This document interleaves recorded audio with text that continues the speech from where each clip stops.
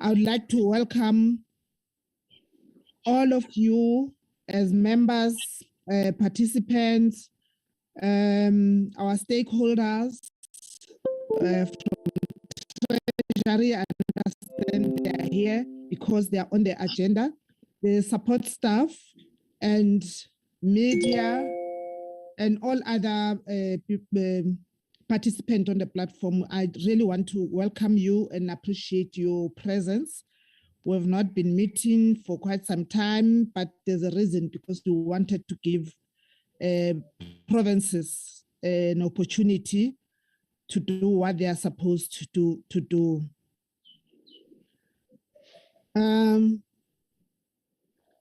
The objective in the main, honorable members, is to table and consider the adoption of the negotiating mandate on the Division of Revenue Bill, B6, 2022. But then prior to that, before I do that, we are going to give National Treasurer, before I even give to National Treasurer, I will request Secretariat to inform us about the apologies. That's item number 2 on the agenda. Apologies. Thank you, Chairperson.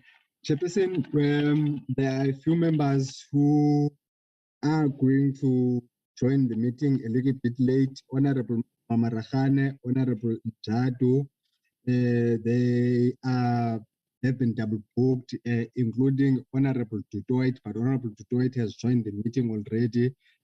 But his focus is going to be a little bit divided for now.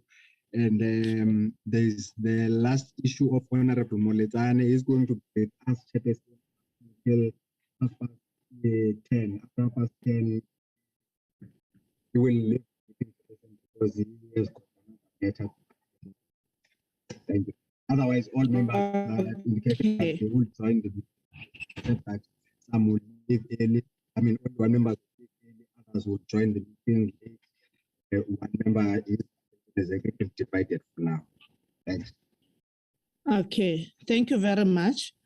I'm now going to request National Treasury and give them an opportunity to respond to issues raised during our public hearings on the 23rd of March 2022.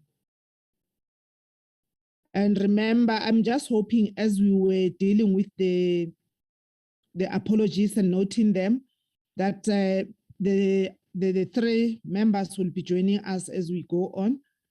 The Honorable Moletsane will have requested to leave before 10:30, hoping that will be done by then.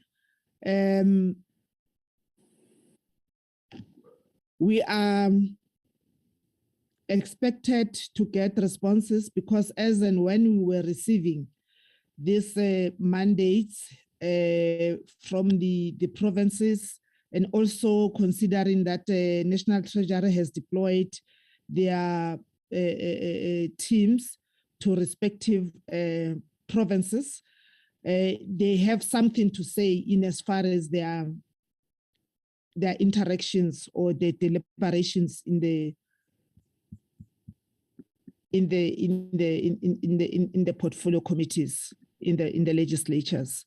So I'm now going to request National Treasury. I don't know who is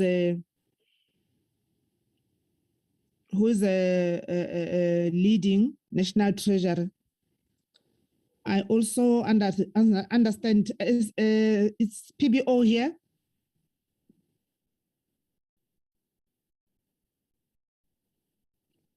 I don't know if they want to have a bite or after. Okay, there's no indication yet. Bongani Taka, Mr. Taka, you can have a platform. Please mind the time. I'm not going to be prescriptive. Okay, thank you very much, Chairperson. Good morning, Chairperson, honorable members and colleagues. We are going to be very brief.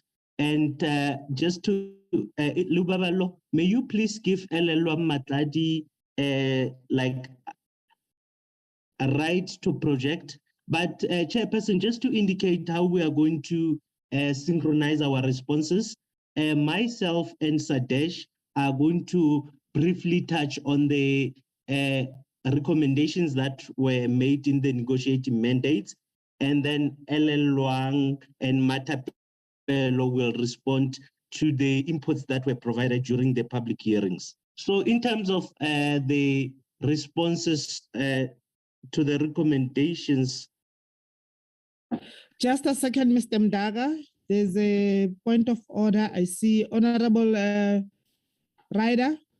Yeah, thank you very much, Chair. Yeah, point of order indeed. How can we respond to negotiating mandates before the...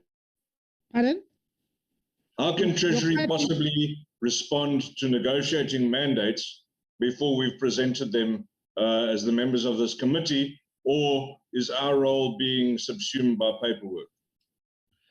Not really, Mr. Ryder. I did indicate that as and when we were receiving the mandates, we did send to Treasury, and they were part of the engagements. But if you want to come up with a change or an amendment to the agenda, you're allowed to do so without really undermining our role as permanent members or the committee. Lubabalo? Thank you, Chairperson. May I kindly request that be given an opportunity to assist the committee?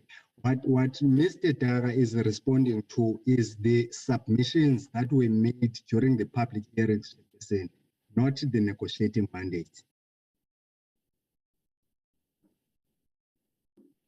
Am I audible, Chair? You are. I want to see an indication from Honorable Ryder so that we can close the matter and go on with your advice, how you want us to approach this thing. Chair, well yeah.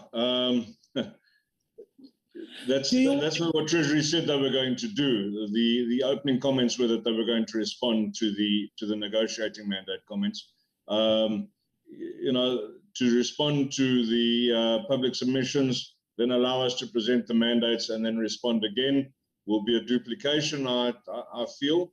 Yeah, I really feel that as permanent members, our role is to present the mandates. And unless that's being taken away from us, in which case I will have a strong objection. Thank you, Chair. Wendy, thank you, Honorable Ryder. Thank you very much. I think Bongani introduced two subjects as one. The intention is after we made the presentation by National Treasury, a number of stakeholders actually then also made submissions on the Division of Revenue Bill. The intention of the first presentation is just to focus on that. The second part of the presentation, and that will be after the various provinces have presented the negotiating mandates, then we'll come in again and then deal with the short summary of the issues that's been raised with regard to the negotiating mandates. So we apologize. Sorry that we've created this confusion. It was never the intention to present anything on the negotiating mandates at this stage. Thank you very much. Okay, I see the indication from Honorable Ryder that he is fine. Honorable Karim? No, I'm covered. Mr. Ryder is right. We first must consider the negotiating mandates, and then we can respond from Treasury side. So in that sense, that's why we've done it all along, Chairperson, as you guided us from the beginning of this term. So in that sense, I think it's right, but it's fine. You know, there's agreement now on how to go forward. Thank you. Thank you. Over to you, Mr. Taga. Okay, thank you very much, Chairperson, and apologies to the honorable members. I'll hand over to Matapelo and LL Luang to present on the responses to the inputs that were received during public hearings. Thank you, Chairperson. Thank you, Matapelo.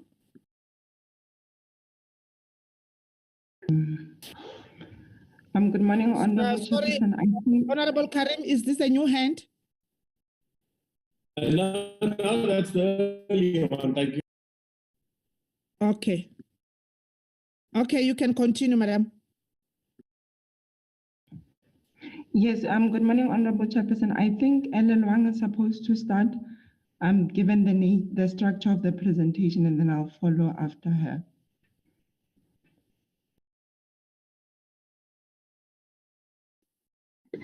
Good morning, honorable members. We had kindly requested earlier that can I please be made co-host of the meeting so that I could project. I currently do not have any projecting rights. Please go ahead, madam. You have been made a co-host. Thank you, Lubabalo. I'll just quickly project.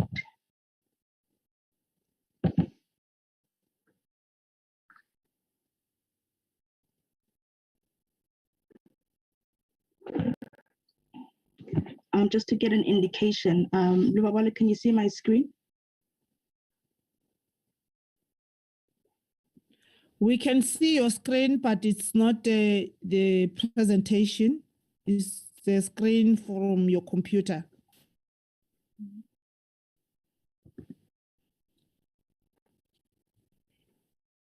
If you can click that, public hearings, I hope.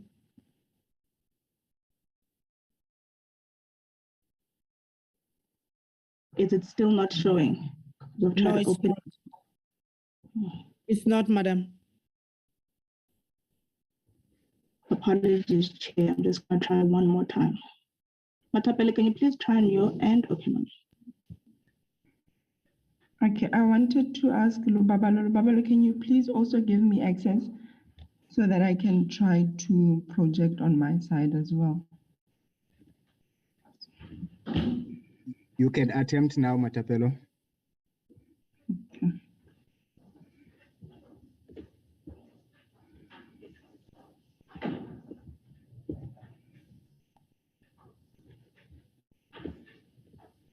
Okay.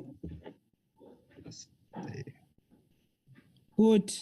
It's fine now. Thank you. Apologies for that, honorable members. I will just quickly take you through a brief summary of the responses to the public hearings on the 2022 Division of Revenue Bill. Next slide, please. And these responses solely focus on the ones that are related to provinces, and then my colleague Matapele will take you through the ones related to local government. So some of the issues or recommendations that were raised, the first one we see there were concerns raised on the moving of mental health and oncology services to the NHI indirect grant, and as well as the reduction in funding for the district health programs grant, posing risks of failure to meet the 1990 goals for HIV and AIDS. So regarding the moving of the funding of the two functions, mental health and oncology services, these two services were moved to the National Health Insurance, the direct grant, as a result of provinces having demonstrated the readiness to fully take over the delivery of these services, and as well as because they will be more appropriately placed as part of the preparatory work for national health insurance.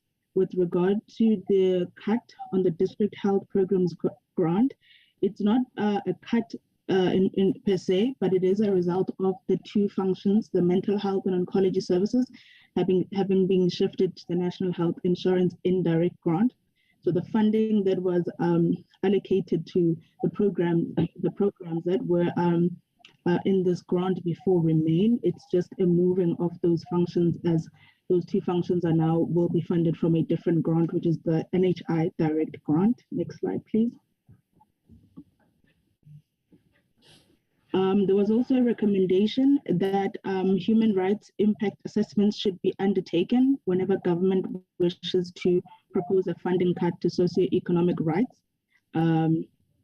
So while in the previous MTIFs, significant reductions were made to the whole fiscal framework, government has, however, continued to allocate the majority of the available resources to health, education, housing, social protection, employment programs, and local amenities. And this was one of the ways to try and minimize the impact of the reductions on those services. And then certain programs were protected, such as the Early Childhood Development Grant, as well as the Learners with Profound Learning Disabilities. And this is due to the nature of these programs and the intervention that government is addressing through them. Next slide, please.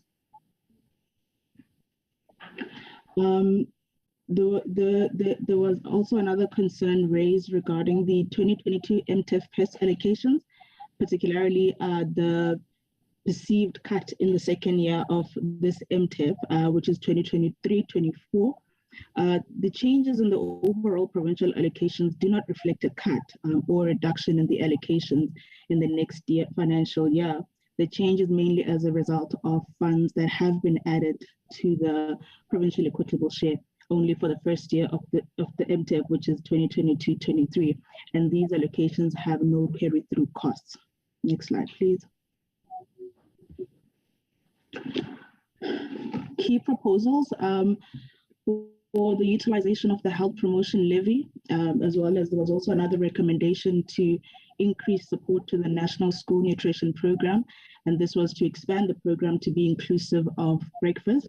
So Section 214 of the Constitution prescribes that all revenue that is raised nationally be divided equitably between the three spheres of government. So the recommendation that is being put forward of taking the revenue from this levy and targeting it specifically for the health sector would then go against the Constitution. And in terms of the increasing support to the National School Nutrition Program, any recommendation regarding the running and funding of government programs would first have to be assessed by the relevant sector department, and these proposals would then proposals requiring new spending commitments should then meet the requirements of sustainability and not necessarily deteriorate the fiscal balance. They will also need to be evaluated against other pre-existing priorities of government that remain unfunded. Next slide, please. On this last slide from my side, in terms of gender sensitive allocations and how these are adhered to in the Division of Revenue Bill, as well as the considerations of the FFC in terms of gender sensitive budgeting, the International Monetary Fund is currently assisting the National Treasury to develop a roadmap and implement gender responsive budgeting efficiently.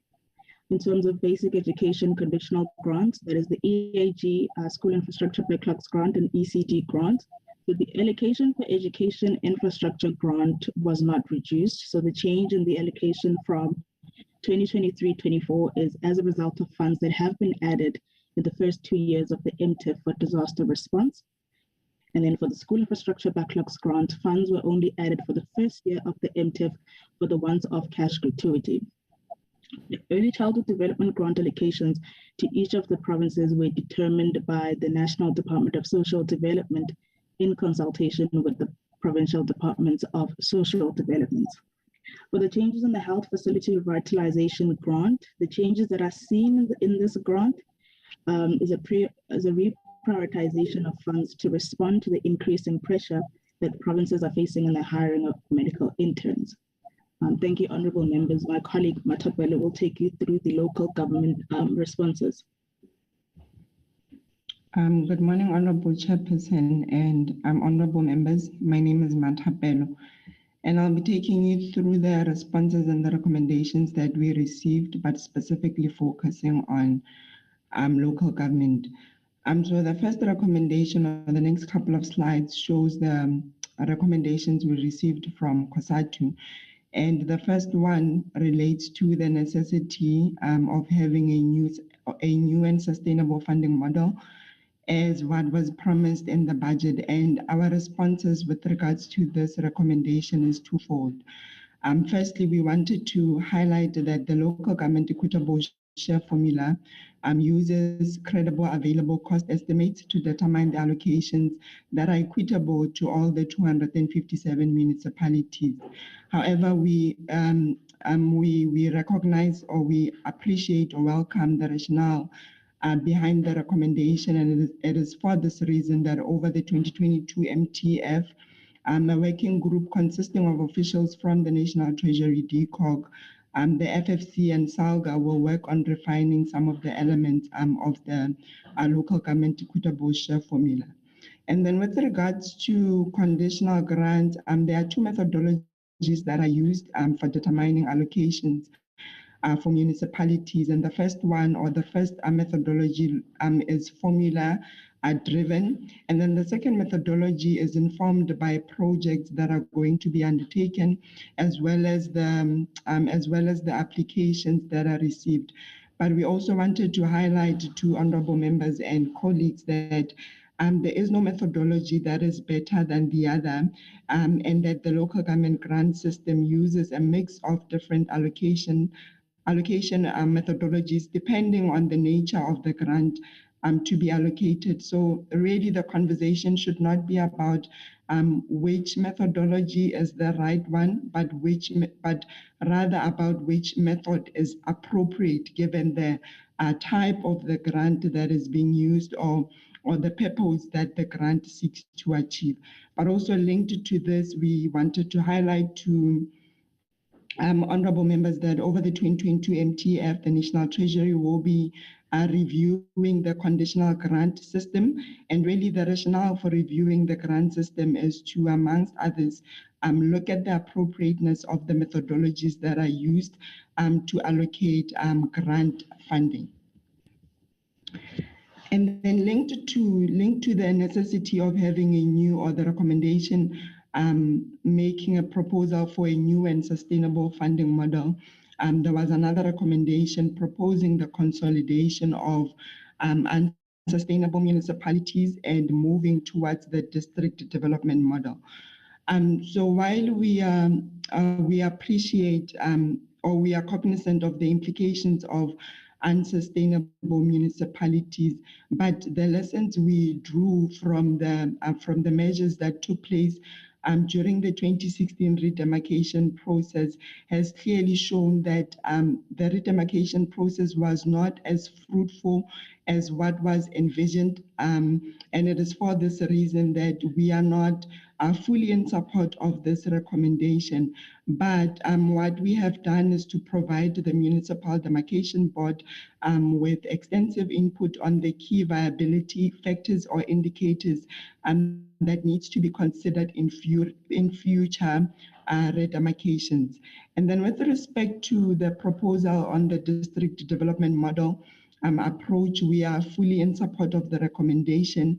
And it is for this reason that over the 2022 MTF, the Municipal Systems Improvement Grant has been repurposed to support the institutionalization of the approach. And then there was also another recommendation that was made that Treasury and COGTA needs to play a hands-on role on the appointment or on the recruitment processes really in municipalities to ensure that those that are appointed can actually do the job. Now with this recommendation, while we are appreciative of the fact that or of the importance of having a staff establishment that is competent, but we also wanted to remind the honorable members and the colleagues in the platform that the local sphere of government, just like any other sphere, is autonomous, meaning that the National Treasury or any oversight body cannot interfere with the administrative functions of the sphere. And then the other recommendation that we received pertains to the additional allocation that was made to the Neighborhood Development Partnership Grant. So there's 1.7 billion that was allocated as part of the Presidential Youth Employment Stimulus to the NDPG. And the recommendation that was made was that we need to ensure that there is alignment, or the functions that will be funded by the additional allocation are aligned to the local government functions of the grant. And there was also a note that was made that we need to be cognizant of the risk of placing an expectation on municipalities to provide this form of employment for medium to long-term period, even after the funds are no longer available. And what we wanted to highlight here with the additional allocation is that, so the additional allocation really expands what the grant was already doing. So the cities through the NDPG were already funding city-led public employment programs. So the additional allocation really just upscales the city-led public employment program. So those projects that the cities were already doing are already within the confinements of the purpose of the grant. And then with regards to the second noting or the second part of the recommendation, so from the Treasury point of view, there is no expectation, that cities need to continue funding employment creation specific to the outcomes of the NDPG when there is no longer funding available to augment the baseline of the NDPG. But really the expectation from the National Treasury is that cities should continue with their employment programs in line with the funding that is available in their respective budgets and other alternative sources of funding. And then the other recommendation was pertaining to the municipal disaster recovery grant, whereby a proposal was made that we need to factor in rapid disbursement of the grant to municipalities to ensure that the grant is much more responsive in its disbursement processes. And really, so the municipal disaster recovery grant is not intended to serve as an immediate relief. The municipal disaster recovery grant is intended to fund the reconstruction of damaged infrastructure.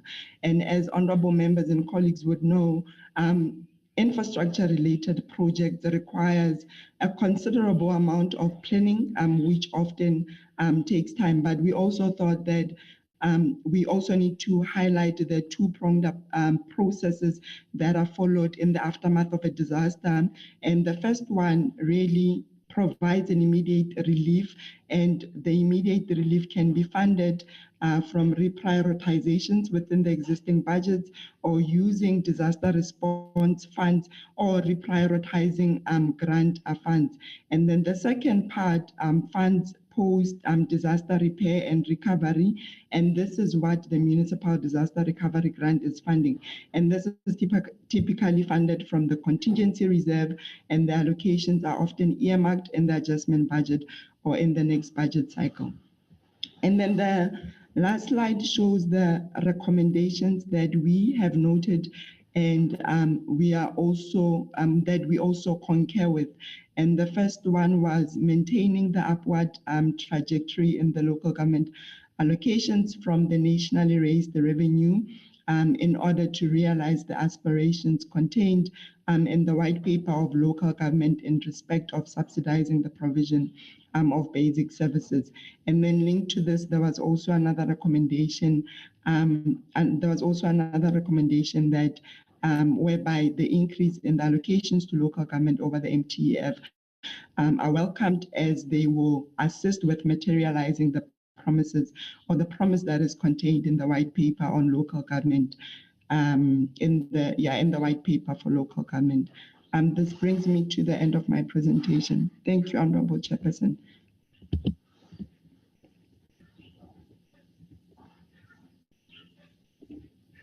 Thank you, Team Treasury. Mr. Mdaga, you're done with your responses from the public hearings? Yes, Honorable Member. Yes, Honorable Chair, we are done. Thank you for giving us time to take you through those. Okay. Okay, while we're still on that one, before we allow members to have comments if they want to on this particular subject, in as far as today's presentations or mandates or deliberations or recommendations or consent, we will still expect Treasury to, in writing, to send to the Secretariat the responses by this Friday. I think that is clear, Mr. Mdaga and Wendy. That is no- Chairperson. Yeah.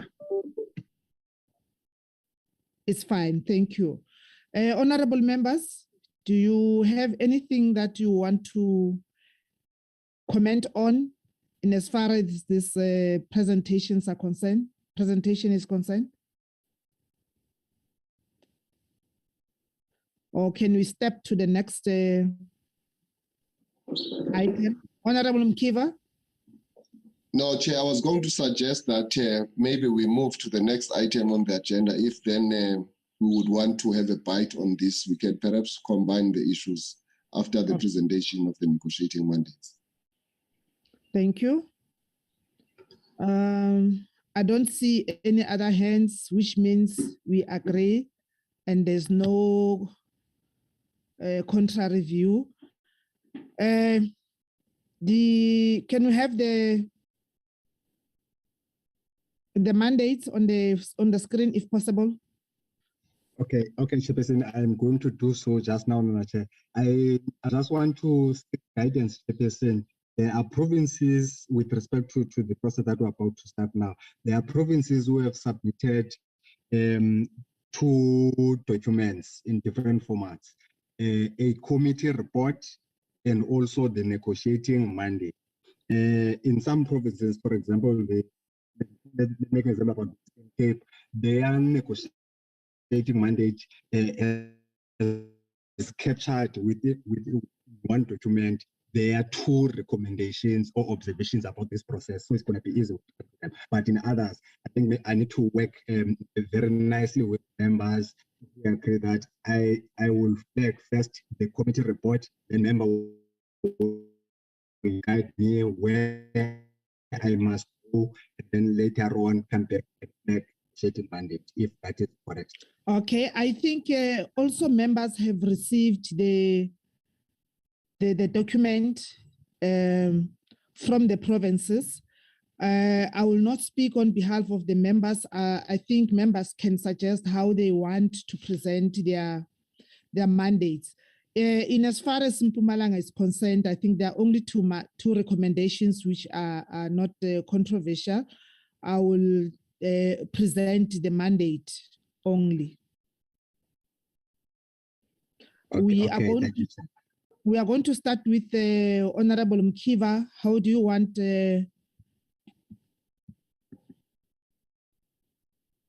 your presentation?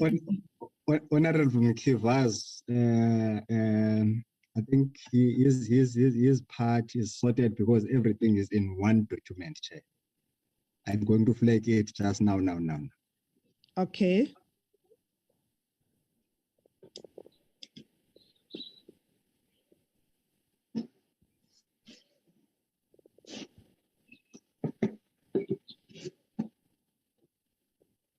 Over to you, Honorable Mkiva.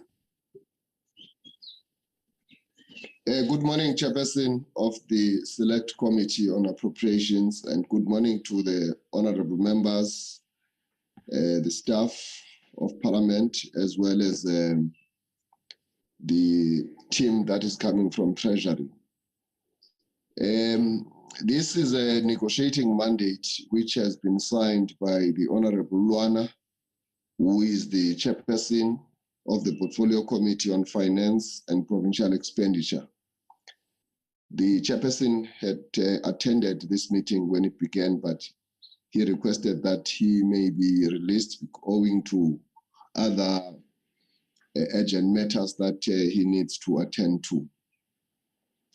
The legislature supports the Division of Labour Bill and mandates the Eastern Cape representation in the NCOP to vote in favor of the bill. Chairperson, the province has, however, highlighted the following matters.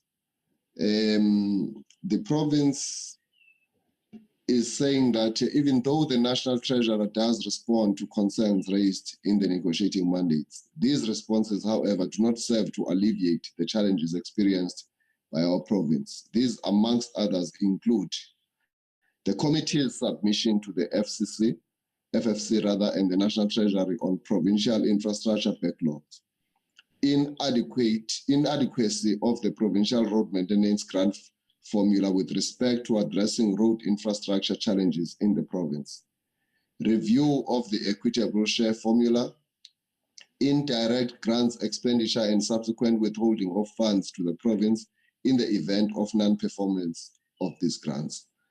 The Portfolio Committee, however, once again wishes to emphasize what appears to be a blatant disregard of the constitutional provisions by the NCOP with respect to deadlines for the consideration of money bills, especially Section 118 of the Constitution of the Republic of South Africa, 1996, which enjoins the legislature to facilitate public involvement in its legislative processes. Now, Chair, I now submit formally this negotiating mandate in your hand, as well as in the collective of this select committee. So our province indeed supports the bill. Thank you, Chair. Thank you very much, Honorable Mkiva. The next one will be Free State. Honorable Mletsani. Thank you, Chair. Let me pass my greetings to you, to honorable members, team treasury, support staff, and everyone who's present in this meeting. The mandate goes as follows. To the chairperson of the select committee of the appropriation, the bill, division of revenue bill. Number of the bill is B6 2022. The deliberations on the 26th of April 2022. Vote of the legislature. The Portfolio Committee of Public Accounts and Finance, as designed by the Free State Legislature, votes in favor of the bill, subject to consideration of the following. Interest rate charged on outstanding debt owed to ESCOM. The interest rate of 2.5% plus prime rate charged by ESCOM to municipalities on outstanding debt is astronomical, and even payment plan agreement entered into with municipalities are unrealistic. There is a need for intervention by the Minister of Trade and Industry, together with the Minister of COGTA, as well as the Minister of Finance, to find a suitable solution in assisting municipalities to emerge out of this financial distress. Water boards. The amendment to the Division of Revenue Act does not address in totality the challenges faced by municipalities in relation to debt owed. For example, disputes by municipalities with water boards regarding payment of their debt. The committee is also uncertain on whether there is a process in place for quality assurance, and if such process exists, how is it going to unfold? Basic service component. The National Treasury should review the formula on the basic services components as the increase in municipal debt is a clear indication that most municipalities are unable to collect revenue. Decline in rural municipalities. Decline in rural municipalities and their ability to be self-sufficient. There is a need for national and provincial governments to assist municipalities in developing programs that will unlock or make the environment conducive for economic activities. District development model. The role to be played by the district development model in improving rural municipalities is unclear. There is a need for development of clear terms of references between the three spheres of government in this regard. Provincial Roads Maintenance Grant. The Provincial Roads Maintenance Grant allocation is insufficient to maintain and upgrade provincial roads within the Free State province. Road infrastructure is key in resuscitating economic opportunities, and provincial government needs to make more funds available to invest in road infrastructure. Surrendering of funds to other provinces. Money surrendered to the National Revenue Fund must not be diverted to other provinces, but rather be utilized within the province to manipulate,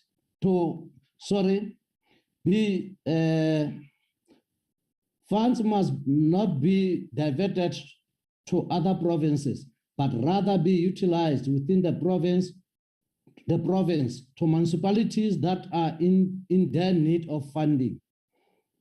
If funds are not redirected within the province, it is disadvantages communities that can be assisted. This regulation should be re-looked into. The formula of Division of Revenue Act, DORA. The underlying factor in the DORA formula is encouraging people to migrate to urban areas and rural remain undeveloped and impoverished. And this act seems to be subtly reintroducing the apartheid spatial planning system. Sustainability of municipalities' fiscal services. There is a need to relook into the allocation formula to municipalities that are impoverished and have a high unemployment rate with no economic growth activities. The committee is of the view that a fact-finding mission should be undertaken to Harib District Municipality to revitalizing the economic growth in that district. Honorable Mletsane is muted. Come again? I'm not muted, Chair. Okay. Okay, thank you. Thank you. The committee is of the view that the fact-finding mission should be undertaken to Harib District Municipality to look into revitalizing the economic growth in that district, as it is in a serious financial distress. Delay in approving business plans. The delay by National Treasury in approving business plans has a negative impact on the timeliness and effective spending of conditional grants, as it might result in rollovers and forfeiture of funds to other provinces. Municipal debt. National and provincial departments that owes municipalities on rates and taxes must be encouraged to pay as per previous payment agreement entered into. Presidential Youth Employment Initiative. The committee appreciates the increase on the allocation of the Presidential Youth Employment Initiative to address the education component in respect of shortage of teachers, to fund COVID-19 and for social development. Lastly, bailing out of SOEs. Instead of SOEs being bailed out, those funds should rather be redirected to municipalities to settle their ESCOM and water boards debts. The Portfolio Committee votes in favor of the bill, signed by Honorable T.P. Meko, Chairperson of the Portfolio Committee of Public Accounts and Finance, Free State Legislature. Kyalewa, Chairperson. Thank you very much. Honorable Ryder, Gauteng. Yes, good morning, Chairperson. Good morning, colleagues. Mine takes the form of two separate documents. The committee met yesterday and they put together quite a comprehensive report. I'm just going to jump straight ahead to page 11 of that report, where the recommendations are encapsulated. There are 10 recommendations. I'll move through them quite quickly.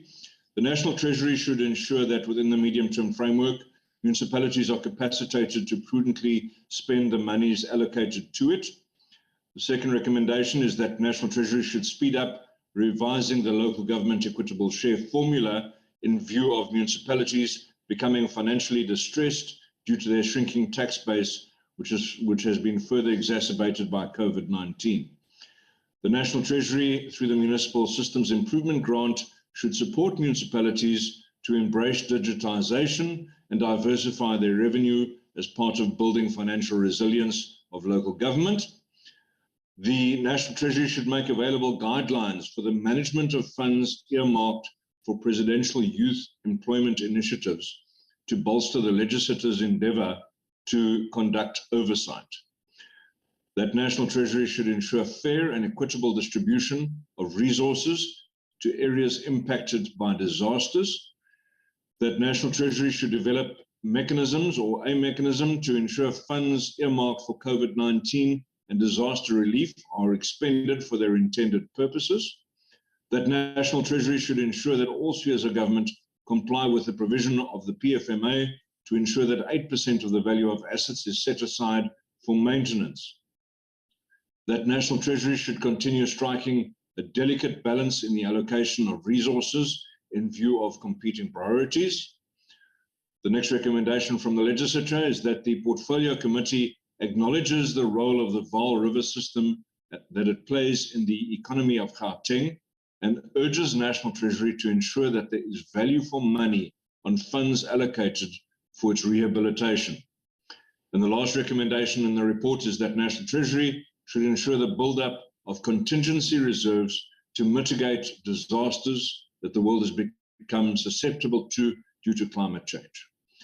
Those then are the recommendations from the committee, chairperson and colleagues. The result of that was that we received the negotiating mandate.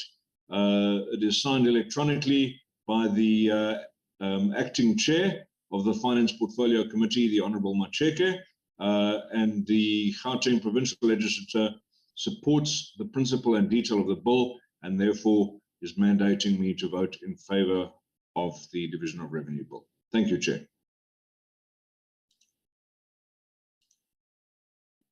Thank you very much, Honorable Ryder. The next one will be Honorable Karim, KZN. Thank you, Chairperson. It was a very robust meeting. I must say, very good questions and handled very well by Treasury, may I add. So it was a very good meeting, actually, I must say. They have given, obviously, a mandate to me to vote to continue negotiating around the Division of Revenue. Well, we have it there on our screens, 20th of April, and agreed to mandate the KwaZulu-Natal delegation to support the Division of Revenue Bill, P66/2022. It's the Honourable SC, of course, the chairperson. Thank you. Thank you, Honorable Karim. Is Honorable Mamarakhane on the platform? Yeah, I saw her. Honorable Mamarakhane. Thank you, Honorable Chairperson, and morning to all members. I'll just have to go straight to the recommendation, Honorable Chairperson. The recommendation read as follows.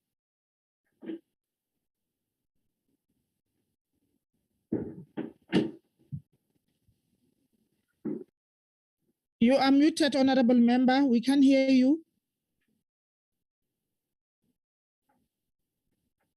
Honorable Mamarakhane.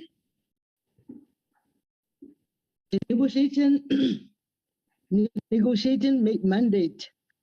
The Portfolio Committee on Provincial Treasury hereby confers a negotiating mandate to the National Council of Provinces permanent delegate to negotiate in favor of the bill. And then I'll go straight to the mandate, Honorable Chairperson.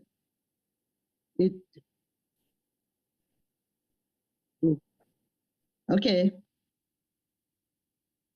It was sent to the chairperson of the Select Committee on Appropriation, and the name of the bill, the number of the bill is there. The date of the deliberation was on the 20th April 2022, and the vote of the legislature. The provincial NCOP permanent delegate to negotiate in favor of the bill, and it was signed by the chairperson of the portfolio committee, that is Honorable K.A. Pala, on the date of the 3rd May 2022. I thank you, Chairperson. Thank you very much, Honorable Mamarachane. I think now it's in Mpumalanga.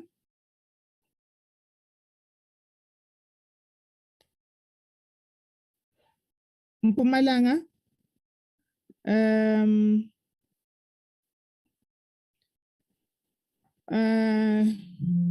Greetings to all participants on the platform once more. We have received 2 documents, like I said, the report of the portfolio committee and the mandate that has been given to the permanent member. The meeting has been very interesting, and the team from Treasury did attend. The provincial Treasury was also in attendance, and the MEC for provincial Treasury and some members. So I will shoot straight to the recommendations. I will not go through the report because it's lengthy, but there are no contradicting issues. They are highlighting the public participation process that they have undertook at Leroro and other areas, Tabachweu and other areas. So I will go straight to the recommendations after the consultations. They also indicate on the number of, or the names, they are flagging the names of the media houses which were consulted or were used in terms of advertising the bill. So the recommendations are as follows. The committee supports the bill and makes the following recommendations. Whilst the committee knows that the task team has resolved to prioritize the review of the health component, the National Treasury must ensure that the revised formula accounts for rurality and population of each province. The National Treasury, working with provincial treasuries, must ensure that the transfer process is carried out smoothly and that the transfer of the budget is accompanied by transfer of functions and human resources. Can you go down? On the vote of the legislature, the delegation representing the province of Mpumalanga in the National Council of Provinces, the NCOP, is conferred with authority and is mandated to vote in favor of the Division of Revenue Bill B6 2022 with no proposed amendment. And in conclusion, the chairperson, Honorable MT Makaringe, extends his appreciation to members of the committee, the Mpumalanga NCOP permanent delegates, Honorable Mahlangu, the MEC for Finance, Honorable Mkashwa, Economic Development and Tourism, Honorable PV Mkashwa, yes, and officials from the National and Provincial Treasury for their active participation, input and contributions during the deliberations on the Division of Revenue Bill B6 2022, as well as the support staff for contributing to the production of this report, signed by the chairperson, Honorable Makaringe, on that date. Thank you very much, honorable members. Who is the next province? After Mpumalanga is Northern Cape.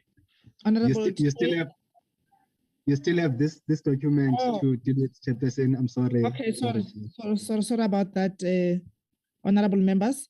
The negotiating mandate This document is directed to the chairperson of the Select Committee, Division of Revenue Bill, B6, 2022. The deliberations were done on the 3rd of May, 2022. Vote of the legislature, the Portfolio Committee on Premier's Office, Finance, Economic Development and Tourism supports the Division of Revenue Bill, B6, 2022. And confers on the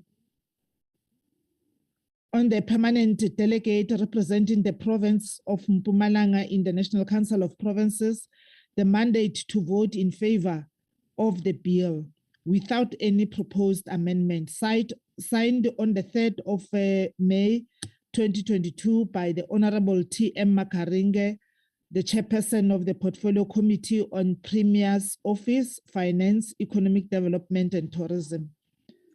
Thank you. Thank you about that, and my apologies, honorable members. I nearly skipped the mandate, the very important one. The next one, Honorable Detroit. I think you're at the Northern Cape now, Honorable Chairperson. Oh, why do I associate Northern Cape with the Detroit? I'm sorry, Mr. Honorable Ocamp. It's your turn now. No problem, Honorable Chair. Honorable Chairperson, the Northern Capes Committee met on the 3rd. I'm also going to go straight to page 3, number 6, the recommendations on the bill. And I'm going to go through it very quickly. The committee said that it is still not clear how to immediately access funding when disasters occur in the agricultural sector. National Treasury, together with the responsible departments, must avail such information to the portfolio committees on finance. Point 2, in addition to the lack of funding available when disasters occur in the agricultural sector, the long-term effects of such disasters, and this due to the climate change, are not considered. Thus, the committee recommends that the Division of Revenue Bill in future includes funding to combat the effects of long-term impacts of disaster brought about by climate change in the sector.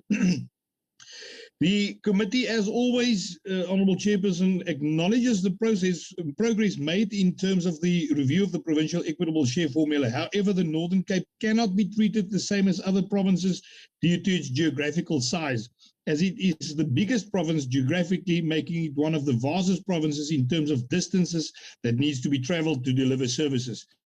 The committee therefore recommends that in the review process of the provincial equitable share formula, the geographical spread of the province is seriously taken into consideration. Furthermore, the committee requests the plan, criteria and timeframes of the ongoing review process, as well as regular updates on progress made.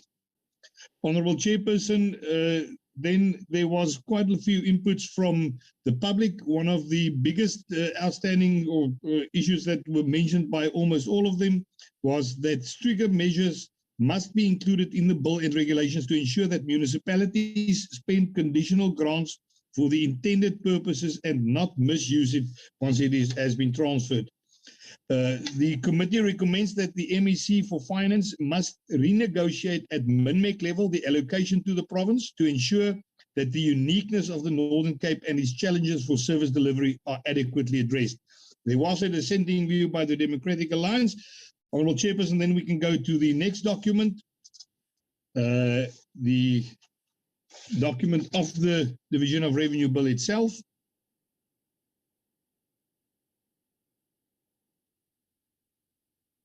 I've got the document in front of me. I can carry on. Honourable Chairperson. While they're still struggling to flag it. Yeah, okay, there they are. Thank you. Honourable Chairperson, as I said, the meeting took place on the 3rd of May. The Division of Revenue Bill number B6 of 2022. The legislator voted in favour of the bill, and it was duly signed by Honourable Neo Maneng, Chairperson, Finance, Economic Development and Tourism. Thank you, Honourable Chairperson. Thank you very much, Honourable Ocamp. We now go to Northwest, Honourable Detroit. Thank you, Honourable Chair. Honourable Chair, 2 documents were supplied. I'd propose that we go to the negotiating mandate with proposals.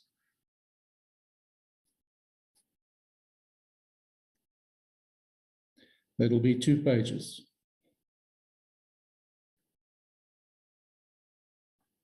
Sorry, Honorable Tutite, sorry.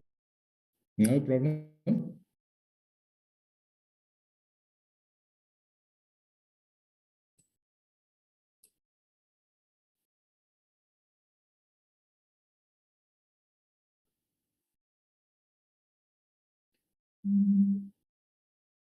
And that will be the other one, Mr. Ndoda.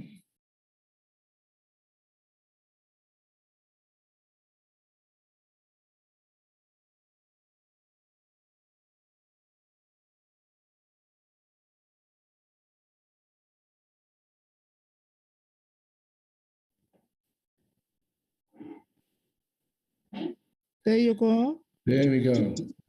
Mr. Tutite, do you want to start with the second page? Yes, please, sir. Okay, thank you, sir. The following 5 proposed amendments were added. I'm going to quickly go through them. Number 1, that the bill provides that provinces have the autonomy to allocate resources to meet the basic needs in response to provincial and local priorities, referring to page 62 of the bill. Point 2, the bill further makes provision for the following contingency reserves for unforeseen and unavoidable events meant for disasters and housing emergencies, like the Provincial Disasters Response Grant, Provincial Emergencies Housing Grant, Municipal Emergency Housing Grant. However, relevant spheres of government seems to overlook these grants as the province has been hit by disasters, but the response from government in addressing these disasters is dragging. And what punitive measures available provided these grants are not being ring-fenced, page 63. You can move up a little bit. Point 3, there are still asbestos houses around 4 districts in the Northwest Province that causes ailments to society such as clinics, houses, pubs. There are even a shortage of clinics in the community and health centers in the area.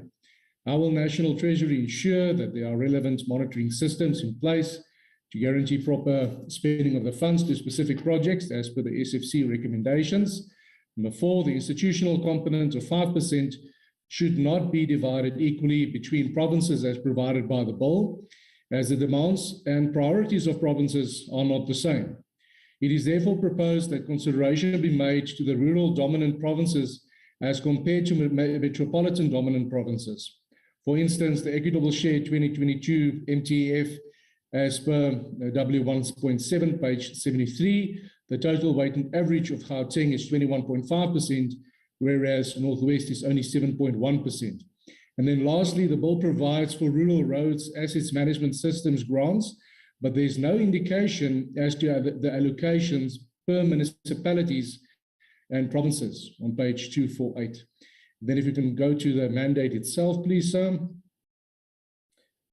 It was addressed and to the Honourable Flangu, Chairperson of Select Committee on Appropriations, on Bill B6 2022, the vote of the Legislature. The Northwest Provincial Legislature votes in favour of the Division of Revenue Bill B6 2022 with proposed amendments, and it was duly signed by the Honourable Mtswana. Yes, sir, that is what I have to present. Thank you, Chair. Thank you very much, Honorable Tutite. The last one is Western Cape, Honorable Njatu. Good morning, Honorable Chairperson, honorable members. The first document, the Western Cape Committee have their meeting on the 22nd of April.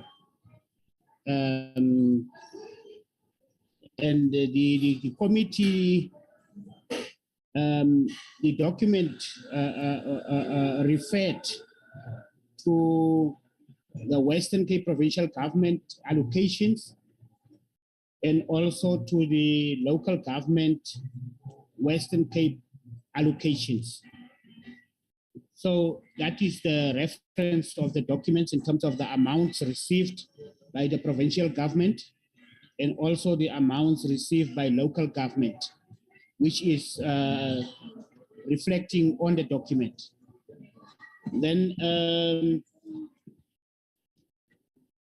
Chairperson, then I think that is the summary of the document from the Western Cape in terms of the reasons for the committee.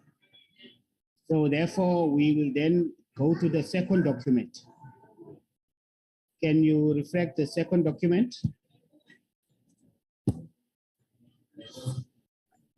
Because only one document.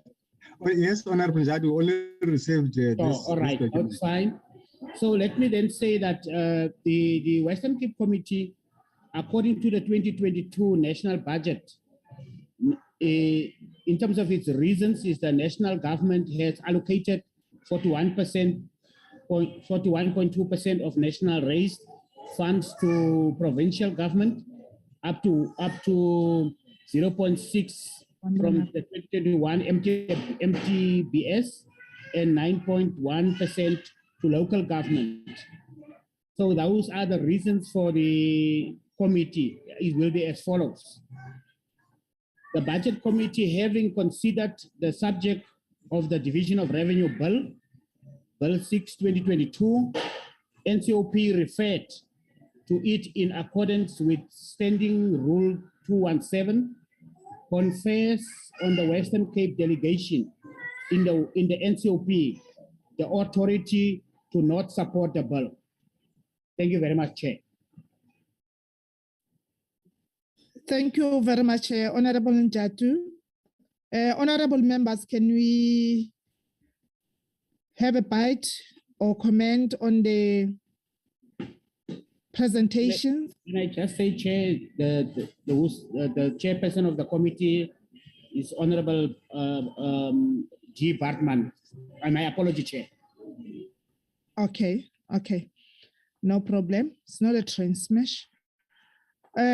Can I see by a raise of hand if members want to comment on the presentations before we go to adoption of the mandates as presented?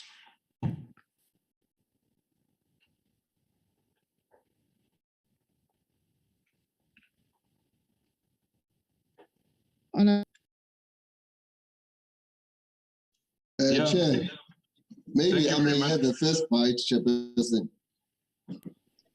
I will be very brief. Honorable Zolani? Yes, comrade, I can hear you. Okay. No, I wanted to say that let me start off by appreciating the presentation from the Treasury team. But Chairperson, like I said in the negotiating mandate, because I do attend on invitation the meetings of the Eastern Cape Portfolio Committee on Finance and Expenditure. Now, there's something that is clearly coming from there, which is linked to what the presentation talks to in terms of the consultation with the stakeholders. That is, yes, there is this consultation, but year on year, we make inputs. Even the different stakeholders make inputs, but in terms of those inputs being taken into account or consideration, there's little that I think is being done about that. And all we are appealing to is that these consultations are about the spirit of a bottom-up approach in terms of dealing with budgeting for the country. So it's very important that once those inputs are made, we should then, when budgets are approved, we should then see that those inputs have been taken into account. So we are quite worried that we see a little shift from what is happening on yearly basis. So I will speak in the main for my province, because we form part of one of those that are rural provinces. And the issue which is really eating us is the infrastructural investment, and therefore the grants that are related to that. If they are not processed in a manner that talks to the inputs that we're making, we're unlikely to see a really transformed landscape in our community. So we want to appeal to Treasury that really they need to really employ somewhat a revolutionary approach. We want a big turnaround when it comes to the issues of infrastructure. So those grants, I think there has to be, a way of ensuring that they are processed in the way that we are proposing that they should. So I would make just that example of the infrastructural grant formula, which we have raised very strongly. Otherwise, thank you very much, Chairperson. That's the point that we wanted to put across from our side. Thank you, Chair. Thank you, Honorable Mkiva. Honorable Ryder. Thank you very much, Chair. Yes, I think that the observation that I want to put forward is this.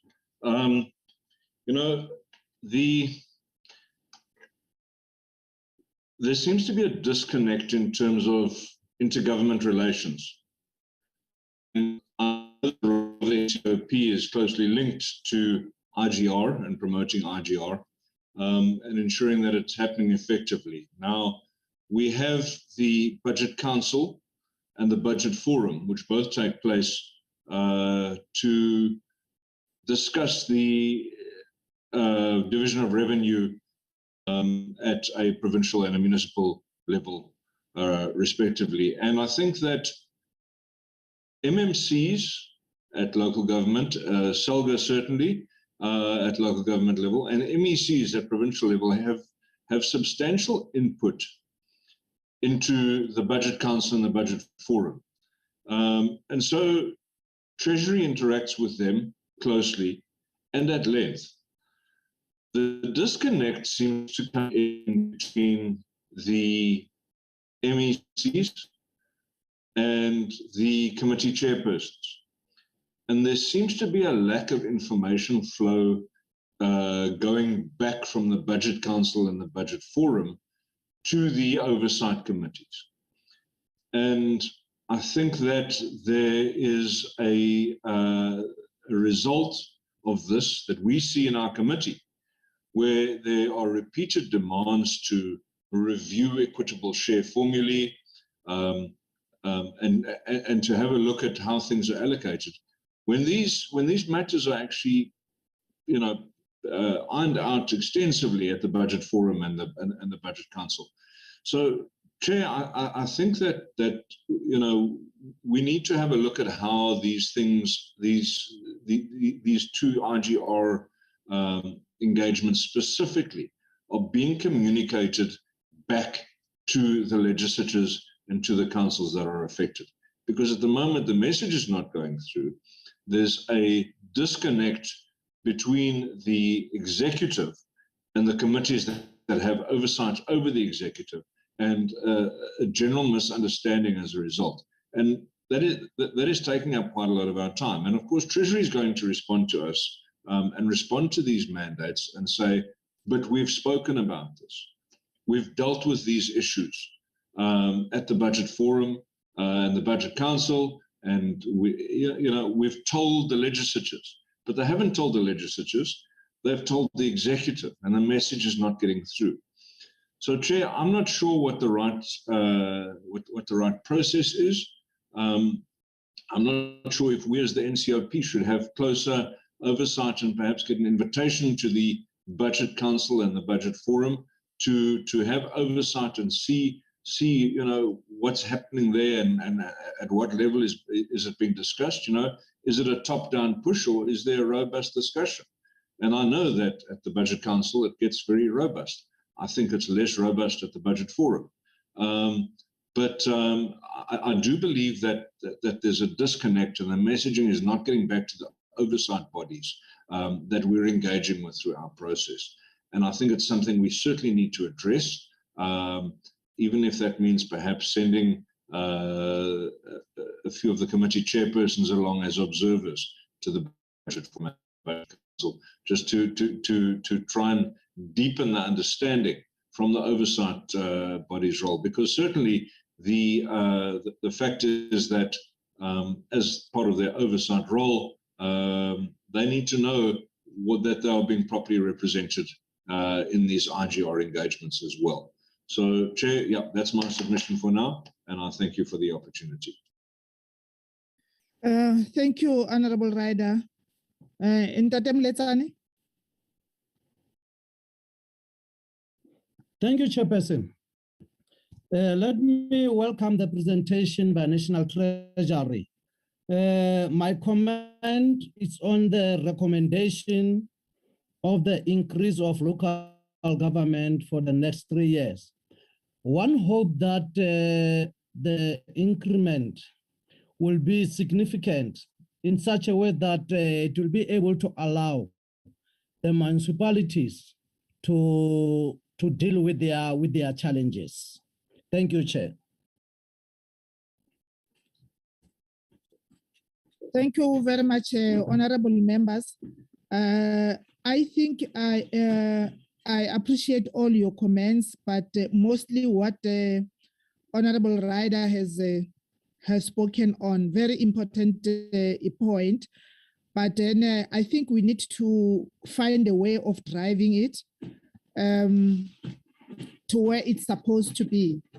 Correctly said, members of the executive committee, the MECs, they attend the budget councils, and they are called by the portfolio committees to go to the legislature to give account on issues.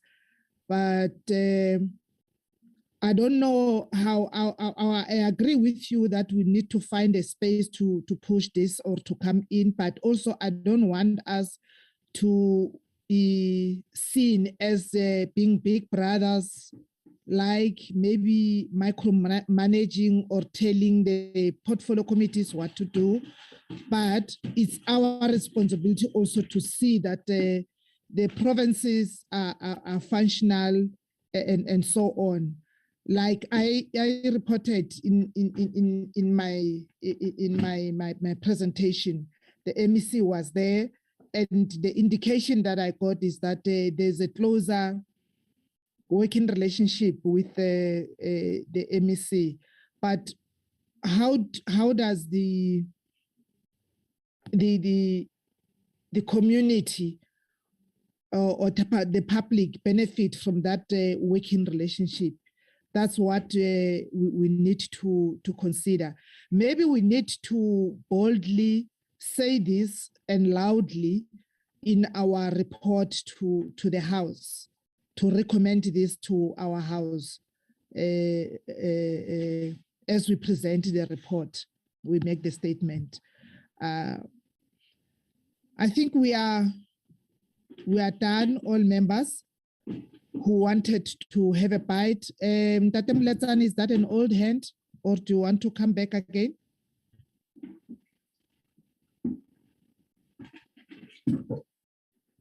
Mletsane, is that an old hand?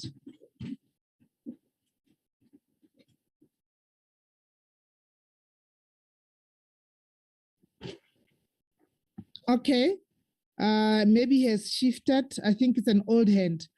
Sorry, it's an old hand, Chairperson. Okay, thank you. Thank you very much. Can we now adopt the negotiating mandate as presented? 8 in favor, 9 not in favor, 1 not in favor. Honorable Ryder? Chair, should we not give Treasurer a chance to respond now, or will they respond at a separate occasion? No, Treasury, on what was raised now, I indicated that they should submit their responses on Friday this week so that it can be captured. But if they want to have a bite, I will not be fussy about that. Hello, Chairperson. Yeah, before you, Honorable Njatu, can I check if they want to have a bite to want to comment on what we are raising here or what has been raised by all the members? No, Chairperson, I think you and others were saying They are very important. We don't expect you to thumbs up on the responses. They must be informed. Very important issues that you have raised yourself and the Honorable Mkiva. Honorable Njatu, may come in before Honorable Karim. I see a hand of Honorable Njatu. Thank you very much, Chairperson. Chairperson, after all the provinces have submitted their negotiating mandates, I want to propose that we adopt the negotiating mandates. Thank you very much, Chair. Thank you, Honorable Karim. No, I think you covered me. You see, the issues that are being raised here now by Eastern Cape and Dennis and so on, they are very big issues, really. You can't expect officials to respond. They're basically political issues. They deal with the relationship between the executive and the legislature. They deal with proposals now that I think until now, unless constitutional experts have changed their view, has been held that there's a limit to how far the legislature can go in actually intervening in executive structures. Partly also because you can't be a player and a referee. If you become part of those structures, you conflate the role of the legislature and the executive, and then you're holding yourself to account if you are also part of that structure. The current norm, as we know, is that chairpersons attend as observers meetings of the Forum and Council, especially the National Assembly chair does, I know, and the NCOP chair. That does happen, but there's no report back given to the committee. And in fact, what is there to report back on? It's just a general discussion and so on. But I don't want to go there right now. All I'm saying is that you can't expect officials, not even the DG, can answer the questions that we are ultimately posing. So I think it's very unfair.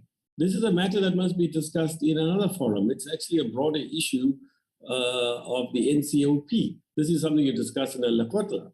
This is actually may imply constitutional amendments. So I think it's very unfair to expect officials to reply off the cuff. It's beyond their purview, as it were. And so I'm not even sure what you'll get from them on Friday, but maybe there will be elements of an answer. Thank you very much. Thank you, Honorable Karim. Honorable Detroit. Thank you, Honorable Chair. Honorable Chair, you might rule me out of order, but I want to know if when Treasury compile their feedback, if they could maybe include the following. The President alluded that provinces will have to assist during this state of disaster that has been declared in the Northwest Province, the Eastern Cape, as well as the KZN, with the shifting of resources. I want to know from National Treasury, when they give feedback, if they could maybe tell us if the reallocation of funds will be permitted, and if that is a possibility that might happen with assistance being given from provinces to the affected provinces in this disaster. Thank you. Okay, thank you. I don't know if what I have proposed and seconded by other members will not cover you.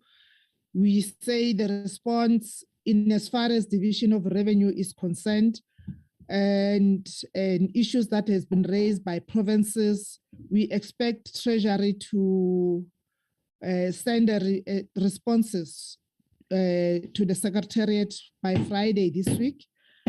And there's still another process that we need to take, which is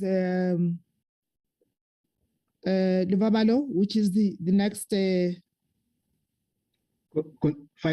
processing of final mandates, Chairperson. No, apart from the division of revenue. Oh, appropriation bill, Chair. Appropriation bill. And I think maybe that's where we can locate what Honorable Detroit is raising, because we don't want to get things that are not relevant to the subject matter on the table. I see an indication that Honorable Detroit is fine. Can I get a seconder? Honorable Njatu has moved for the adoption of the mandate. I second, Chairperson. Thank you. Thank you very much, Honorable Karim. We are now going to the last item. Minutes. Can you flag the minutes, Lubabalo? Only one set. Can we move? 23rd of March, 2022. Yeah, go ahead.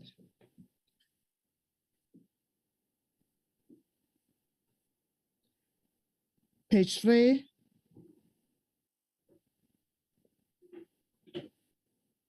Page 4.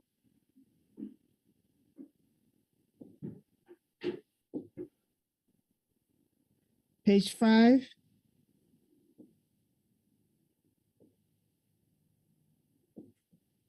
Page 6.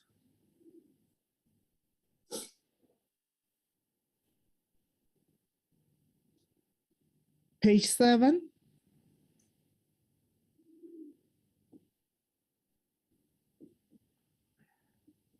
Page 8. Thank you. It doesn't look like there are amendments or corrections on the minutes. Can I hear from the members? Can I get a mover? I move for Jobs, Chair. Thank you, Honorable Dutoit, for the move. The seconder? I second, Honorable Chairperson. Thank you, Honorable Liliat Mamarahane. Thank you very much for the secondment. Honorable members and all participants on the platform, we have come to the end of our meeting. I know that you have other commitments that you are supposed to be going to. If you are driving, please be safe, drive safely. Let's all still continue to observe the COVID-19 protocols. Thank you very much. See you next week. Thank you. Thank you very much. Long live the chair. Long live the chair. Long live. When are you coming to the Eastern Cape?